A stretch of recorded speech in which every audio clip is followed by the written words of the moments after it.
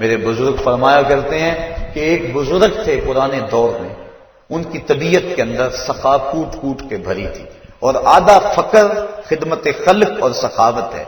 جس کی طبیعت کے اندر سخا نہیں ہے، جس کی طبیعت کے اندر جو ہے وہ وسعت نہیں ہے، وہ فقیر نہیں ہو سکتا، تو وہ جو بھی مہمان آتے ان کو لٹاتے، ان کو کھانا کھلاتے، حتیٰ کہ قرض اٹھا کر ان کو کھلا دیتے۔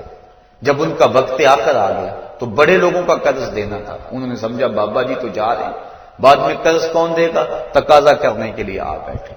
بابا جی کا آخری وقت ہے، وہ قرض مانگ رہے ہیں۔ بابا جی کو یہ فکر ہے کہ یہ میرے مہمان آئے ہیں اور میرے پاس کھلانے کے لیے کچھ نہیں۔ ایک چھوٹا سا بچہ تھالی کے اندر کوئی چیز رکھ کے بیچ رہا تھا، آواز دی اور گزرنے لگا۔ خادم کو کہا کہ بچے کو بلاؤ، بلایا، کہا بیٹا میرے ان مہمانوں کو کھلا دو۔ بچے نے تو شکریہ ادا کیا کہ میں سارے دن میں یہ سامان بیچنا تھا، میرا فوراً بک گیا۔ اس نے سارا سامان کھلا دیا اور بابا جی سے کہا کہ پیسے، انہوں نے کہا بیٹھ جاؤ۔ بیٹا بیٹھ گیا۔ 2 4 5 منٹ گزرے تو اس نے پھر اٹھ کے کہا بابا جی پیسے، کہا بیٹھ جاؤ، جب ان کو ملیں گے تو تجھے بھی ملیں گے، یہ بھی سارے قرض خواہ ہیں۔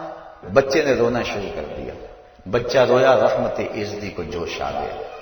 کوئی بندہ سیلی لے کر اشرفیوں کی بزرگوں کے پاس نذرانہ لیے حاضر ہوا، انہوں نے سب کا قرض ادا کر دیا، بچے کو بھی دے دیا۔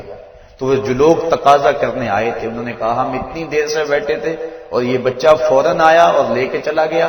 تو وہ بزرگ فرمانے لگے تم میں سے پہلے کوئی رونے والا نہیں، یہ رونے والا آیا، اس کے صدقے سے باقیوں کا بھی کام بن گیا۔ تو جب بندہ اس کے حضور اپنے گناہوں کی معافی مانگتا ہے، اللہ تعالیٰ جل شانہ اس کی آنکھ سے ٹپکتے ہوئے آنسو کا صدقہ، آنسو کا قطرہ زمین پر بعد میں گرتا ہے، اللہ بندے کے گناہوں کو پہلے بخش دیتا ہے۔